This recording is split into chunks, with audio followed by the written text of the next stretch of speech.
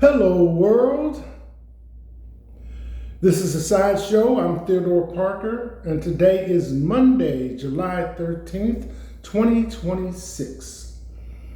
The sideshow is coming to you from the East Coast of the United States, Lexington, Kentucky.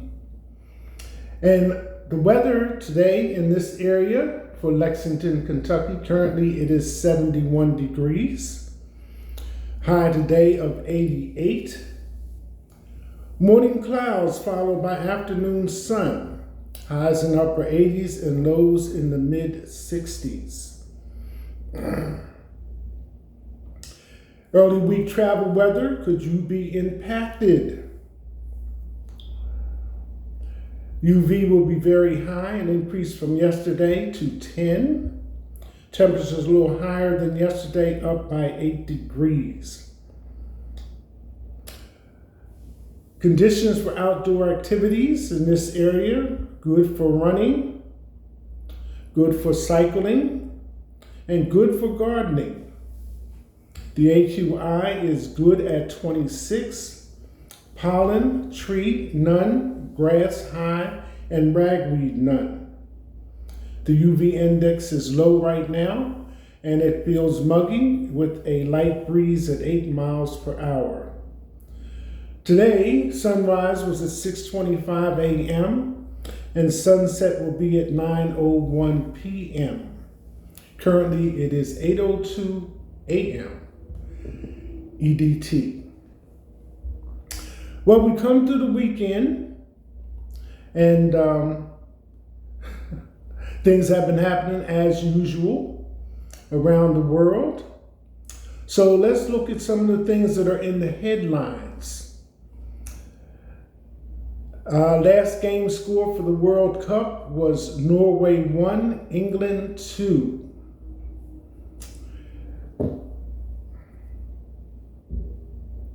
I had mentioned on a previous broadcast that countries in East Africa, Kenya probably leads that group, were seeking economic connections with Asian Pacifico countries. It just seems like Africa is just in the news right now. And the next story that I saw had to do with Africa again. And it was in an area that I was not familiar with, or at least up until this point had not heard of. And the title of the article was 10 African Countries with the Strongest Anti-Corruption Performance. Africa's fight against corruption is showing signs of recovery after years of setbacks, with several countries strengthening oversight and accountability, even as public confidence and anti-corruption efforts remains fragile. And this is dated 11 July 2026. So Africa's average anti-corruption score improved from 38.6 in 2016 to 39.1 in 2025, marking a recent recovery after setbacks. Rwanda and Seychelles topped the continent's anti-corruption rankings for 2025. The progress remains uneven as countries like Seychelles and Togo have made strong gains, while Comoros and Botswana have declined. The SADC region scored highest on anti-corruption, and the Arab Maghreb Union improved the fastest among regional blocs. So that being said, the countries on the list, as soon as I scroll down here to it,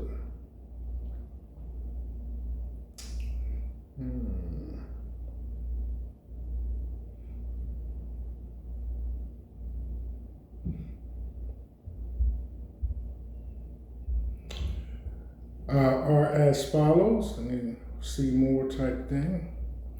At the top of the list is Rwanda, 76.6, Seychelles, 76.6, Mauritius, 65.7, Senegal, 64.0. Benin, which is also in those lists of West African countries, 58.7. Botswana, 57.8. Namibia, 57.6. Capo Verde, 56.1. And Tanzania, 55.9. And Burkina Faso, 55.6. They also have been in the news lately. So, anti-corruption in Africa is improving.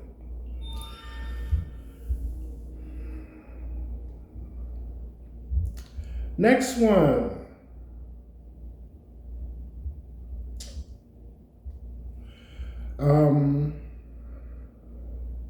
Recall of popular potato chips classified under FDA's highest risk level. Got to change my source here on this one. And this is coming from the news feed.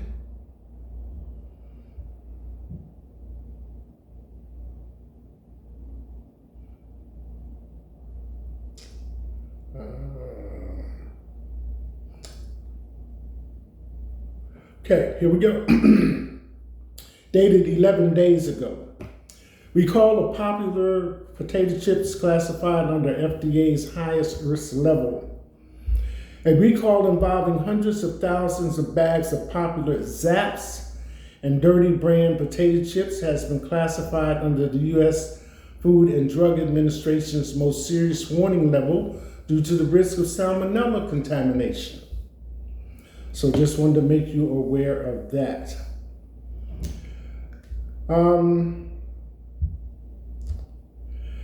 Next one.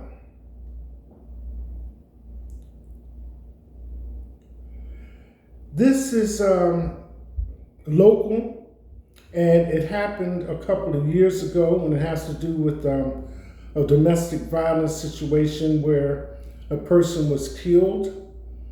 May of 2025. So the surrounding information, the title of the article is, she pleaded guilty in a fatal Lexington shooting.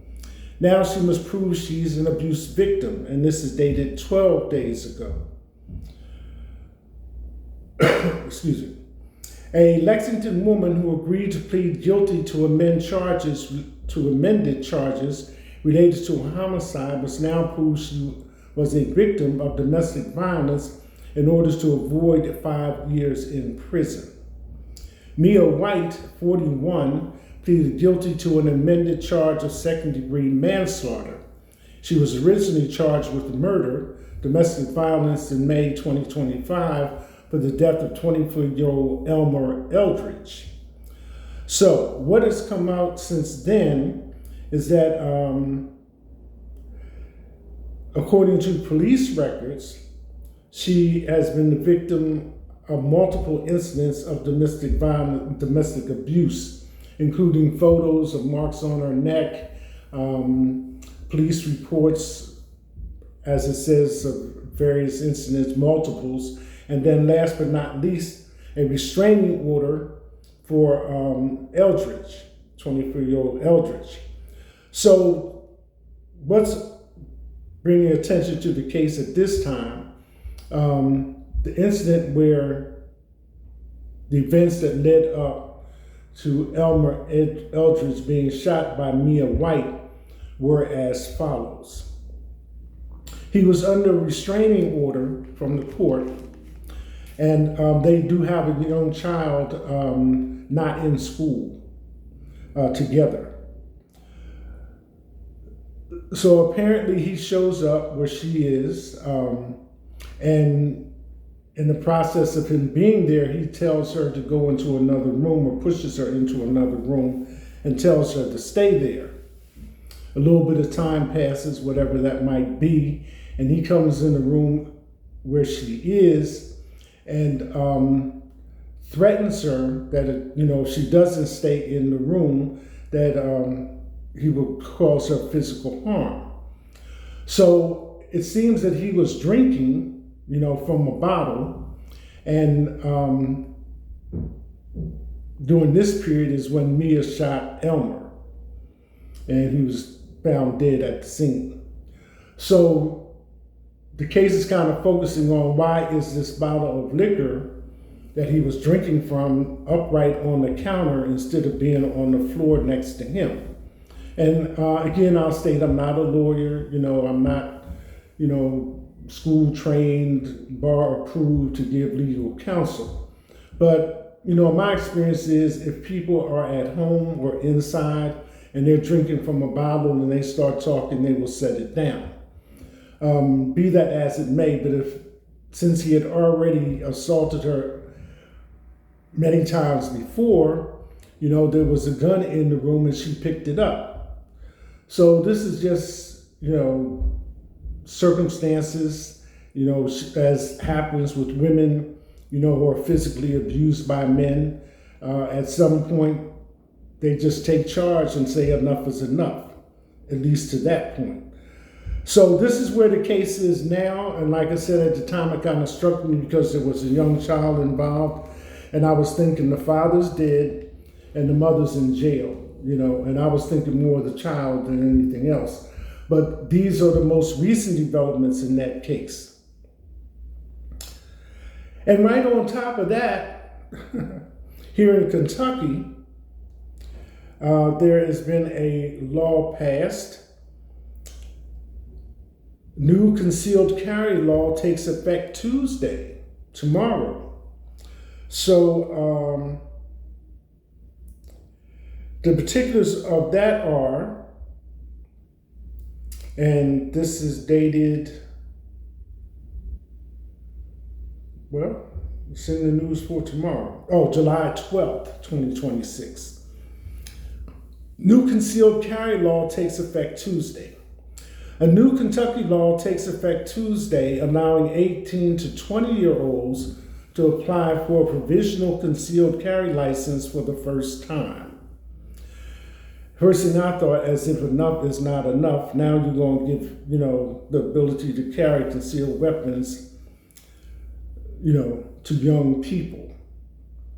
It continues, House Bill 312 expands concealed carry permits to that age group, but with restrictions. The provisional license is valid only in Kentucky and expires when the holder turns 21. Applicants must also complete required training before receiving the permit. Governor Andy Beshear vetoed the bill, arguing that Kentuckians under 21 are already barred from buying alcohol and tobacco, and that concealed carry should be no different. In his veto message, Beshear wrote, "Laws setting these minimum age limits are meant to protect our youth." He also noted that federal law already restricts people under 21 from buying handguns. The legislature overrode his veto 28-9.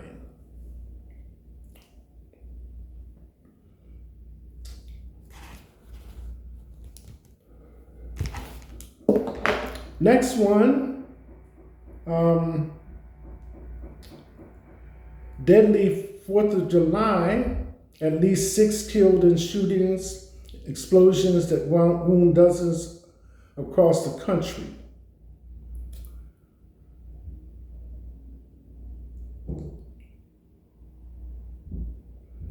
So this, let me find it first.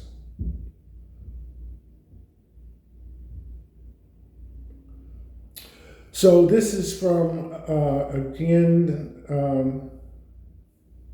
find the date on it, July 5th. So deadly 4th of July from NBC News. Deadly 4th of July, at least 6 killed in shootings, explosions that wound dozens across the country. Celebrations from California to New York ended in tragedy, disrupted by gun violence or fireworks explosions gone wrong. So, starts Brooklyn, New York, Coney Island, Florida, Pensacola, Fort Wayne, Indiana, Gary, Indiana,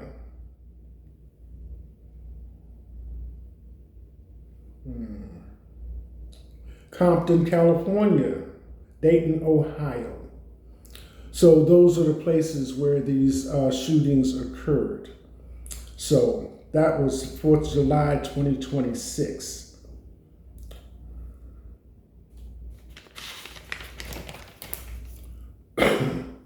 On to the top stories.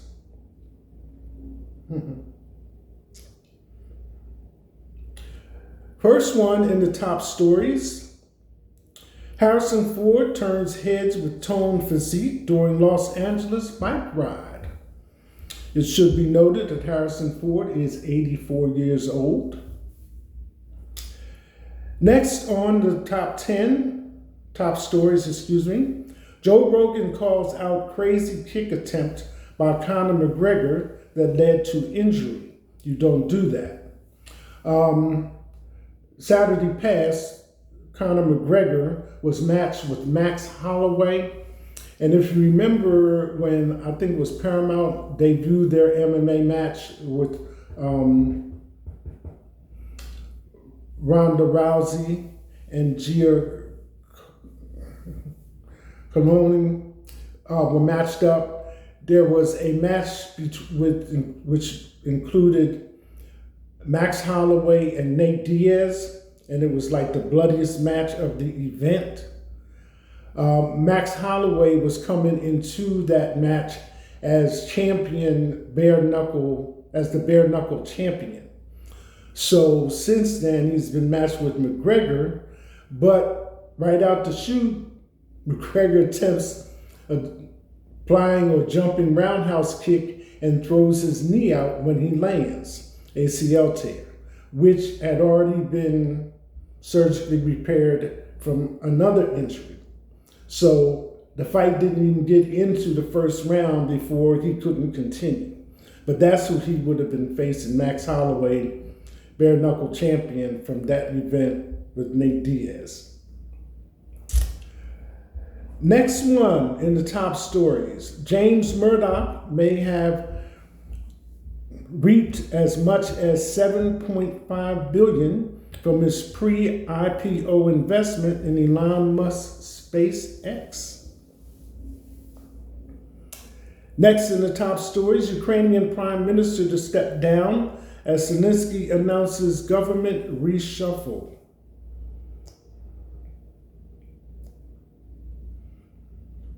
So President Vladimir Zelensky said in announcing Yulia Serdenko's resignation that Ukraine was changing its political strategy.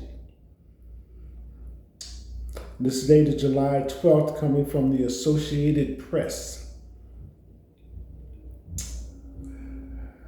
Lindsey Graham's death will shake the Senate in the November election. Here's what comes next. The sudden death of influential Republican Senator Lindsey Graham of South Carolina will have implications for legislative business in the Senate, where Republicans' slim margin is already under stress with the absence of Senator Mitch McConnell after he was hospitalized in the November election. Just as a side point, Lindsey Graham never married, never had children, so he's represented by his sister. But because Graham was up for re-election this year, his death will kick off a sprint primary election to replace him on the November ballot.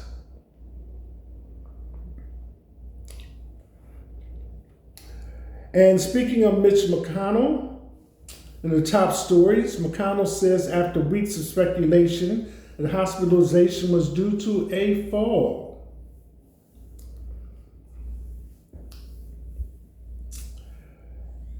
Next one, the architect of Trump accounts says the president hopes to auto-enroll 70 million American kids. I'm not sure if I'm cross-referencing my information, but at some point, I think one of the accounts that Trump was offering, the money was to be held by the IRS, or by the Treasury. But this article, a few key points from it are as follows. Donald Trump wants children to auto-enroll into Trump accounts the account's lead architect said. Investor Brad Grissner said Trump wants up to 70 million children to have the investment accounts. Think tanks and researchers agree that the best way to increase adoption. That's the best way to increase adoption.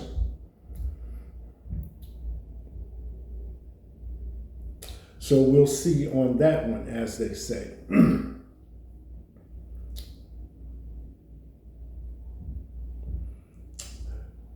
Plattner aide hit with brutal timeline check after campaign denied rape claim, then folded days later.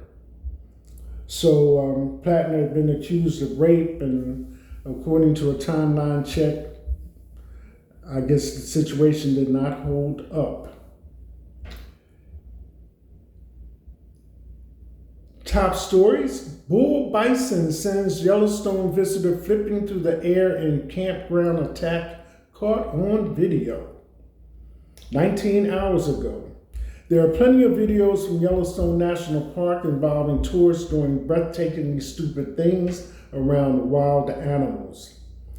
A man was seriously injured Friday evening after an agitated bull bison chased him through a campground and launched him several feet into the air in one of the wildest human-animal encounters you will ever see. So there is a video with it. The unidentified man was reportedly walking with his grandson when the bison targeted them from roughly 100 yards away, length of a football field, well beyond the 25-yard minimum distance Yellowstone requires visitors to maintain from bison. So that's the explanation on that story.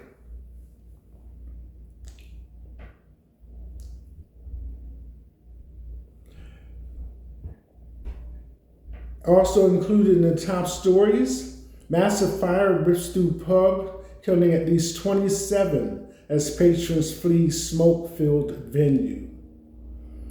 A massive fire ripped through a Bangkok pub early Monday, killing at least 27 people and injuring several others as patrons tried to flee the smoke-filled venue, officials said. The blaze was reported around midnight at the Na La Prao pub in the northern part of Thailand's capital.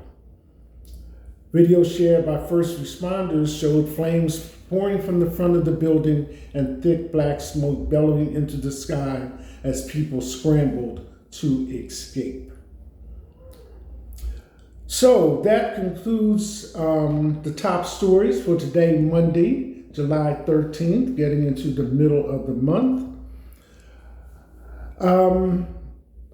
Before I sign off, as they say, or leave for today, I wanted to make a comment. Again, this is related to Disney's 250 Years of America. I know I spoke about Route 66 and other changes that the years have brought in this country. But this was new information for me, so I thought I would share it. And it's about the Hoover Dam. Number one, I don't know where I thought the Hoover Dam was at, but now I know it's in Las Vegas. But besides the massiveness of the project, I also learned that all states contributed materials to its construction. So its location and that fun fact was new information for me, so I thought I would share it since we are celebrating 250 years of America in the month of July.